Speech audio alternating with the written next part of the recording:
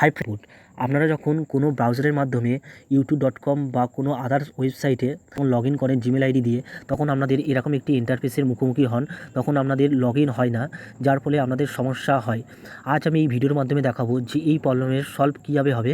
Step by step ভিডিওটি follow করবেন, আপনাদের সমস্যার সমাধান হয়ে যাবে।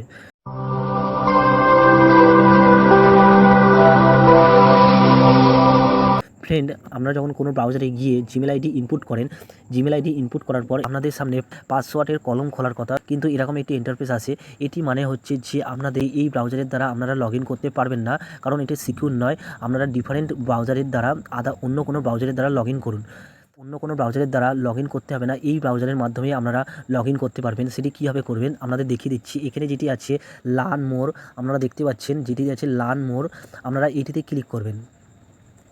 ক্লিক করার পর এরকম একটি ইন্টারফেস আসবে এবং আমরা জুম করে আপনাদের দেখাচ্ছি। এখানে একটি সাইন ইনের বোতাম আছে, এই বোতামে আপনারা ক্লিক করবেন। সাইন ইনে আপনারা ক্লিক করবেন।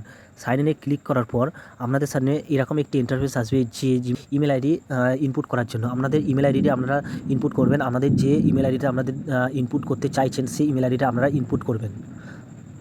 আমি একটি ইমেল আইডি দিয়ে আমি এখানে ইনপুট করলাম। ইনপুট করার পর এখানে আপনারা দেখতে পাচ্ছেন যে পাসওয়ার্ড চাইছে, আপনারা পাসওয়ার্ডটি দিয়ে দেবেন। পাসওয়ার্ডটি দেওয়ার পর আপনারা নেক্সট বোতামে ক্লিক করবেন।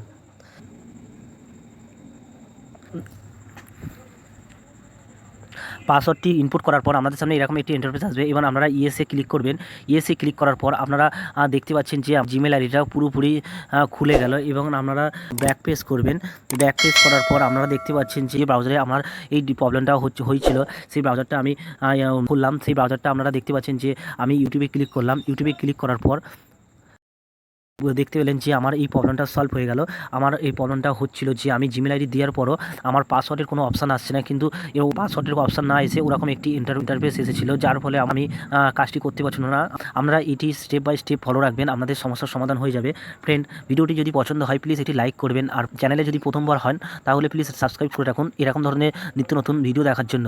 Thank you friend.